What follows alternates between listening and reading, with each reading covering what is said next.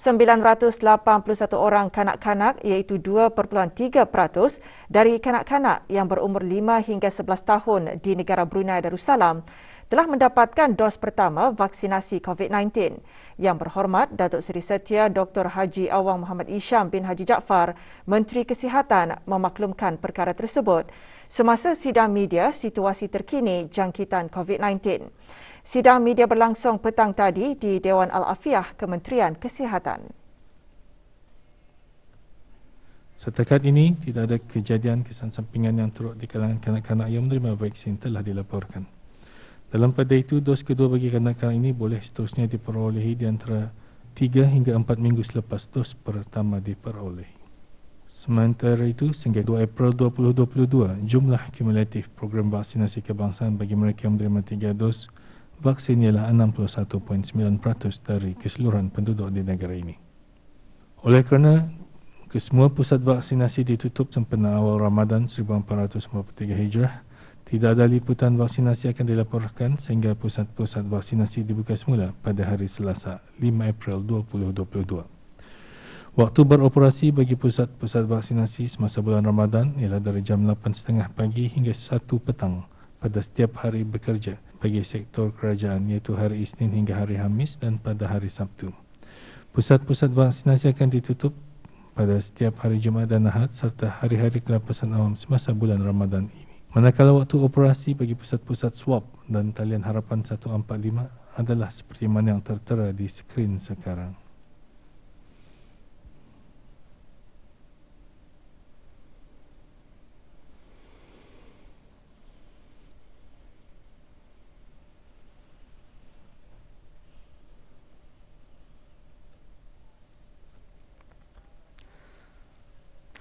Sementara itu, Menteri Kesihatan juga mengongsikan 544 kes baharu jangkitan COVID-19 dilaporkan hari ini. 490 kes adalah hasil ujian ART yang dimuat naik ke aplikasi Bruhal, manakala 54 kes adalah hasil 1,663 ujian makmal RT-PCR. Oleh itu, jumlah keseluruhan kes yang dilaporkan di negara Brunei Darussalam ialah 135,974 kes. Statistik harian COVID-19 yang lain pula adalah seperti berikut. Tidak ada kes yang dikategorikan dalam kategori 5, yakni mereka yang memerlukan rawatan di unit rawatan intensif. Sebanyak 887 kes telah disahkan sembuh yang membawa jumlah kes yang sembuh kepada 131,984 kes. Jumlah kes aktif pula ialah sebanyak 3,777 kes, iaitu 68 kes sedang dirawat di hospital manakala 3,709 kes sedang menjalani pengasingan diri di rumah. Pengurusan program vaksinasi COVID-19 kebangsaan bagi kanak-kanak berumur 5 hingga 11 tahun di seluruh negara berjalan dalam keadaan lancar dan teratur. Program vaksinasi berkenaan dibukakan secara sukarela iaitu atas kemahuan dan persetujuan ibu bapa atau penjaga sendiri di mana ibu bapa atau penjaga dipelawa untuk membawa anak-anak mereka untuk mendapatkan vaksin COVID-19 ke pusat-pusat suntikan yang sedia ada secara walk-in atau menempah slot melalui aplikasi BruHealth. Pemberian vaksin COVID-19 untuk kanak-kanak berumur 5 hingga 11 tahun penting untuk melindungi mereka daripada kesan-kesan buruk jangkitan COVID-19. Kementerian Kesihatan akan terus memberikan keutamaan kepada pencegahan dan perlindungan kanak-kanak daripada mendapat jangkitan yang serius. Untuk sekolah dan untuk menjaga kesihatan diri dan kawan-kawan. Untuk menjaga diri dan kawan-kawan saya. I hope me for coronavirus.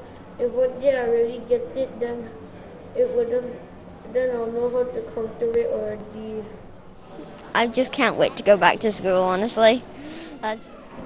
Pemberian vaksin di bawah program tersebut dilaksanakan secara sukarela dalam usaha membina keyakinan dalam kalangan ibu bapa yang masih bimbang terhadap risiko kesan sampingan ke atas anak-anak mereka. Kita semua maklum sudah yang vaksinasi ini dah semestinya akan menghindari dari jangkitan COVID-19 ini. Tapi yang penting untuk kanak-kanak lah especially, dia akan menghindari daripada jangkitan yang teruk kan, yang kategori 4-5 macam itu. Banyak sudah study, banyak sudah kajian yang membagi tahu ya efektif. Ya boleh protect COVID punya complications sama hospitalization. So andang kerana proven vaksin ini safe. So I have no doubt lah to bring my children untuk mendapat vaksin ini. Ini bolehlah mencegah daripada kesan yang lebih teruk dan simptom yang lebih teruk yang pada masa akan datang. Mana tak anda tahu bilakah akhirnya COVID-19 ini. Inisiatif yang baik dari kerajaan dan ia membantu bagi mengelakkan jangkitan COVID-19 pada generasi-generasi anak saya dan orang-orang Brunei lah, supaya selamat. Tadarus Al-Quran di Masjid, Surau dan Balai Ibadan antara salah satu aktiviti takmir di bulan Ramadan yang mendapat sambutan masyarakat Islam di negara ini. Semalam, majlis pembukaan Tadarus Al-Quran diadakan dengan tumpuan utama di Masjid Omar Ali Saifuddin di Ibu Negara. Bacaan surah Al-Fatihah dipimpin oleh Yang Berhormat Bihin Udana Khatib Datuk Paduka Seri Setia Ustaz Haji Awang Badarudin bin Pengarah Datuk Paduka Haji Awang Osman, Menteri Hal Ehwal Agama. Majlis diserikan dengan tadabbur Al-Quran. Majlis dikendalikan oleh Kementerian Hal Ehwal Agama melalui Jabatan Hal Ehwal Masjid dengan kerjasama Jawatan Kuasa Takmir Masjid Omar Ali Saifuddin. Juga hadir Pengiran Datuk Seri Paduka Haji Bahrom bin Pengiran Haji Bahar, Timbalan Menteri Hal Ehwal Agama. Akan menutup وَيُقِيمُونَ الصَّلَاةَ بِنَاءً. Masjid Rashidah Sadatul Bolkiah Kampung Sungai Akar semalam juga tidak ketinggalan memulakan sembahyang sunat tarawih dan tadarus Al-Quran. Menyertainya Yang Berhormat Datuk Seri Setia Awang Haji Ali bin Apong, Menteri Sumber-Sumber Utama dan Pelancongan, dan Yang Berhormat Major Jeneral Bersara Datuk Paduka Seri Haji Aminuddin Ehsan bin Pihin Orangkai Saiful Molong Datuk Seri Paduka Haji Abidin, Menteri Kebudayaan Belia dan Sukan. Lebih 60 orang ikut serta dalam tadarus Al-Quran.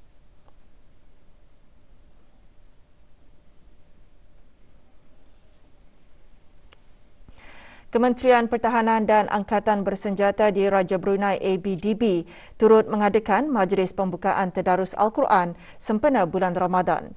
Majlis diadakan di kesemua surau ABDB termasuk Masjid Pulau Baru-Baru dengan tumpuan utama di Surau Ad-Difaq Bolkiah Garrison.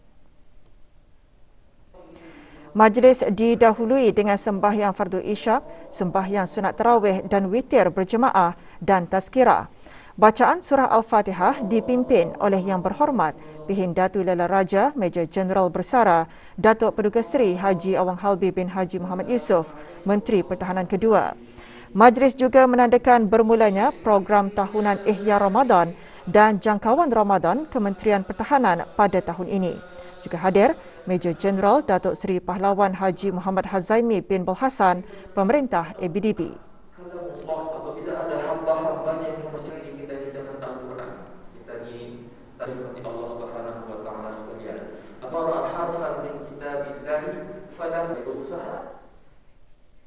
Bagi mendekatkan diri dengan Al-Quran dan meningkatkan lagi hubungan silaturahim dalam kalangan persatuan, pagi tadi ahli-ahli Majlis Wanita Negara Brunei Darussalam menganjurkan majlis pembukaan tadarus secara maya. Majlis diketuai oleh Pengeran Datin Paduka Haji Mariam binti Pengeran Haji Matarsan, Naib Yang di-Pertua 1 Majlis Wanita Negara Brunei Darussalam.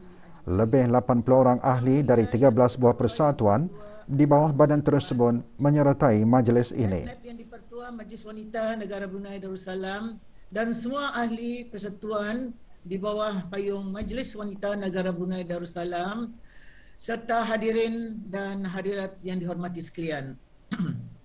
Alhamdulillah, kita bersyukur. Sembahyang sunat tarawih berjemaah juga diadakan bermula semalam di seluruh masjid, surau dan balai ibadat. Dalam pada itu, para jemaah yang hadir ke masjid, surau dan balai ibadat juga diingatkan supaya mematuhi garis panduan yang telah dikeluarkan oleh Kementerian Kesihatan. Di daerah Brunei dan Muara, antara masjid yang menjadi tumpuan jemaah ialah Masjid Omar Ali Saifuddin di Ibu Negara. Dengan pengurangan langkah-langkah sekatan, para jemaah disaran agar sentiasa mematuhi prosedur operasi standard SOP yang telah ditetapkan meskipun negara dalam fasa awal endemik. SOP bagi masjid, surau dan balai ibadat semasa bulan Ramadan, lelaki dan perempuan dewasa adalah dibenarkan, manakala kanak-kanak berumur 11 tahun ke bawah adalah tidak dibenarkan. Di daerah Blaid, Masjid Jamalul Alam, Masjid Pekan Seria dan Masjid Zainab Lumut antara menjadi tumpuan bagi sembahyang sunat tarawih. Umat Islam di negara ini tidak ketinggalan membesarkan bulan Ramadan dan meraih ganjaran berlipat kali ganda pada malam pertama tarawih. Masjid Hasanah Bolkiah Pekan Tutong antara masjid yang menjadi tumpuan para jemaah di daerah Tutong. Beberapa pelajar serta lepasan dari Institut Tahfiz Al-Quran Sultan Haji Hasanah Bolkiah ditempatkan di masjid-masjid terpilih di daerah berkenaan untuk mengimamkan sembahyang sunat tarawih sepanjang bulan Ramadan.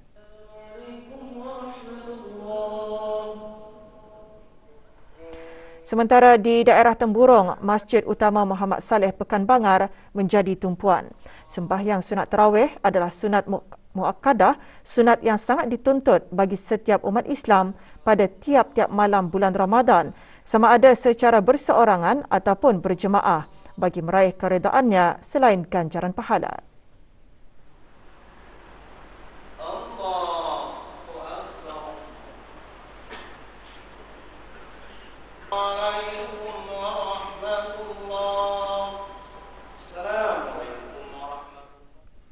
Bimbingan perusahaan antara kaedah yang praktikal bagi mendukung para pengusaha mikro, kecil dan sederhana PMKS di negara ini untuk berani menghadapi cabaran. Timbalan Menteri Kewangan dan Ekonomi berkata, ilmu yang diperoleh melalui bimbingan akan menyumbang kepada ekosistem perusahaan yang lebih produktif dan pelbagai, yang juga menjadi keutamaan di bawah Pelan Tindakan Ekonomi Negara Brunei Darussalam. Datuk Seri Paduka Dr. Awang Haji Abdul Manaf bin Haji Matusin berucap demikian semasa majlis penghargaan secara maya BMAN yang diadakan baru-baru ini. Majlis diadakan sempena penubuhan BMAN ke-3 tahun. 17 mentor BMAN menamatkan latihan bimbingan yang diadakan selama 2 hari.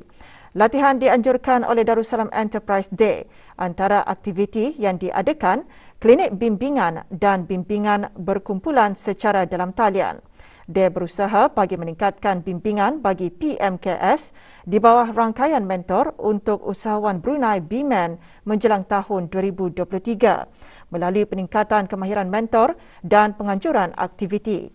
Ia termasuk meningkatkan kemahiran lebih 20 aktiviti bimbingan bagi perusahaan-perusahaan PMKS.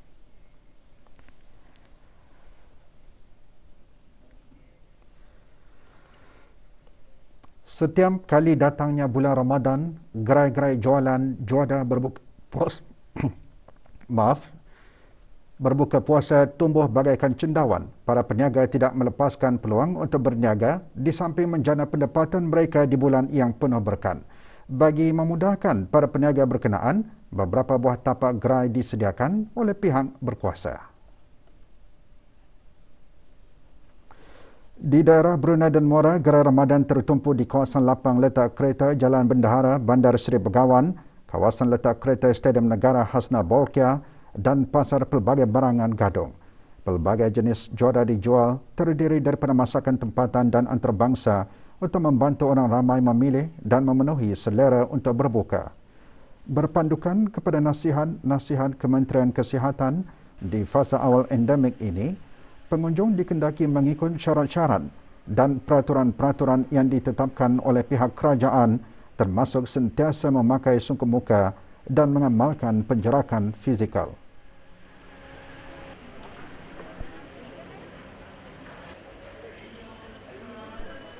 Pengusaha-pengusaha gerai Ramadan juga dikendaki mematuhi saranan kerajaan membudayakan langkah-langkah pencegahan penularan COVID-19 di gerai masing-masing dengan mengamalkan kebersihan. Dalam berbelanja pula, orang ramai diingatkan supaya menanamkan sifat berjimat cermat serta bersederhana dan tidak berlebih-lebihan sehingga di luar kemampuan.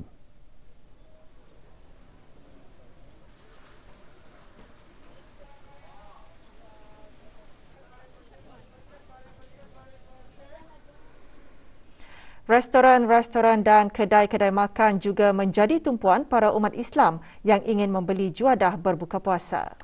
Pengusaha restoran dan kedai makan di negara ini menyambut baik garis panduan bagi perkumpulan ramai yang akan dilaksanakan mulai hari Jumaat 1 hari bulan April lalu, yang mana perkumpulan ramai adalah dibenarkan dengan kapasiti 300 orang atau mana yang lebih rendah di premis awam termasuk dewan dan restoran. Para pengusaha restoran dan kedai makan membuat persiapan bagi memenuhi kehendak pelanggan semasa bulan Ramadan ini di samping terus mengekalkan SOP yang telah ditetapkan. Had kapasiti penuh di premis awam adalah tertaklung kepada penjarakan fizikal dengan sekurang-kurangnya 1 meter. Jawatan Kuasa Pandu COVID-19 juga memaklumkan kepada orang ramai, khususnya pengusaha restoran dan kedai makan, bahawa penyediaan makanan secara buffet di restoran-restoran atau di rumah-rumah persendirian adalah masih tidak dibenarkan. Terdapat restoran dan kedai makan yang masih mengekalkan konsep bawa balik. Kami ada menyediakan tapau yang take away. Selain daripada makan di restoran, ini pun ada dine-in semasa sungkai. Kami ada perkhidmatan pengantaran di bulan Ramadan untuk mengurangkan kesesakan semasa bersungkai. Akan memastikan setiap pekerja-pekerja akan membuat ujian setiap hari sebelum memulakan pekerjaan dan akan memantau kesihatan kami. Kami menumpukan untuk pemakanan take away saja dulu. Pasal masa ini kami menutup dulu untuk dine in, and then selain daripada itu kami memfokus untuk pengantaran delivery. Pukul 2 petang kami buka, untuk close pukul 11. Macam biasa, kami pun untuk order-order masih mau pakai take away. Siapa sangka pada awalnya ia hanya sebagai hobi, tetapi kini ia menjadi sumber rezeki. Untuk mengetahui lebih lanjut mengenainya, pewarta RTB Aimaduddin Mawang ada laporannya. Pengalaman membintur bersama ayah dan ibu sejak kecil lagi memberi ilham kepada Awang Haji Muhammad Zuwaini bin Haji Aliani untuk meneruskan aktiviti tersebut sehingga menjadi perniagaan. Dengan berbekalkan peralatan seperti bubu ketam atau bintur moden, tali dan umpan ikan pari, pemuda tempatan ini memberanikan diri memulakan perniagaan ketam kalok pada tahun 2016. Beliau tidak perlu pergi jauh untuk membintur ketam kerana ia mudah ditangkap di sekitar kawasan rumahnya di Kampung Danau, Mukim Telisai, daerah Tutong. Cabaran-cabarannya pertama sekali, jika lambat untuk membangkit bintur ataupun bubu, selain daripada katam, ada binatang-binatang lain seperti biawak juga masuk dan memusnahkan bintur-bintur. Dan yang kedua, ia depends arah air pasang surut je. Saya hanya memintur katam ketika air sungai bergerak pasang. Bertugas sebagai seorang guru tidak menghalangnya untuk meneruskan perusahaannya, iaitu membintur semasa waktu tidak bekerja. Kemahirannya bukan sekadar membintur ketam, malahan beliau pandai memasaknya. Harga katam satu kotak saya jual RM20, yang mengandungi antara 6 ke 8 katam, ikut jenis saiz besar katamnya. Dan saya memasak jenis-jenisnya seperti chili crab, salted egg, kari dan juga soy sauce. Tapi yang paling selalu saya masak adalah chili crab. Meskipun diusahakan secara kecil-kecilan, namun perusahaan anak tempatan ini tersenarai dalam top 5 penerima microgrant melalui pertandingan perniagaan belia 2021. Semoga kejayaan ini boleh menjadi contoh kepada belia lain untuk membuka perusahaan sendiri. Aimaduddin Mawang untuk Berita RTB.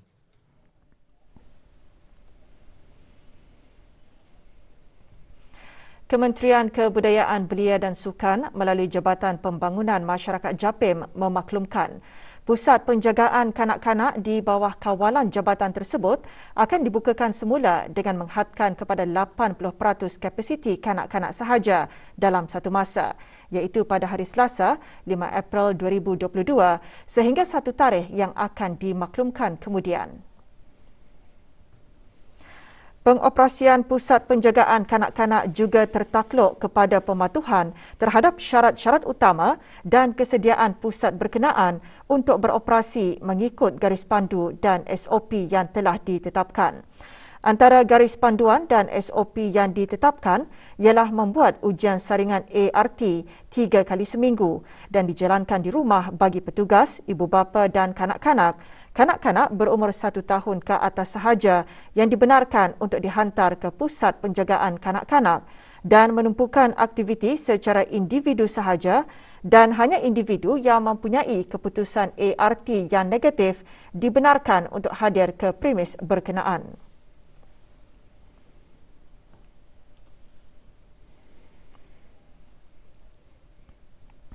$62 orang pelajar tahun 9 dan 10 Sekolah Mahad Islam Brunei menyertai program secangkir kopi bersama asatiza. Program diadakan secara maya dikendalikan oleh mahasiswa sarjana perguruan agama Kolej Universiti Perguruan Agama Seri Begawan Kupu SB dan Sekolah Mahad Islam Brunei. Program antara lain bertujuan bagi membantu proses pengajaran dan pembelajaran menjadi lebih interaktif selain merangsang minat para pelajar dalam menjalankan pembelajaran menggunakan blended learning serta menyuntik cara komunikasi yang berkesan. Belajar tu bah. Kerja awal tu kena bagi latihan ada, aktiviti latihan ada, tapi dalam Bank Islam Brunei Darussalam BIBD mengendalikan program Sirah Amal kali ke-12 dengan penyerahan sumbangan bantuan berupa voucher dan makanan bagi membantu persiapan orang yang kurang berkemampuan dalam menghadapi bulan Ramadan dan Syawal. Para penerima sumbangan terdiri daripada para pelajar BIBD Alaf dan Mu'alaf yang kurang berkemampuan. Program antaranya membuat lawatan ke rumah-rumah penerima di seluruh negara secara berperingkat-peringkat. Sepanjang program tersebut, 100 buah keluarga menerima sumbangan berkenaan.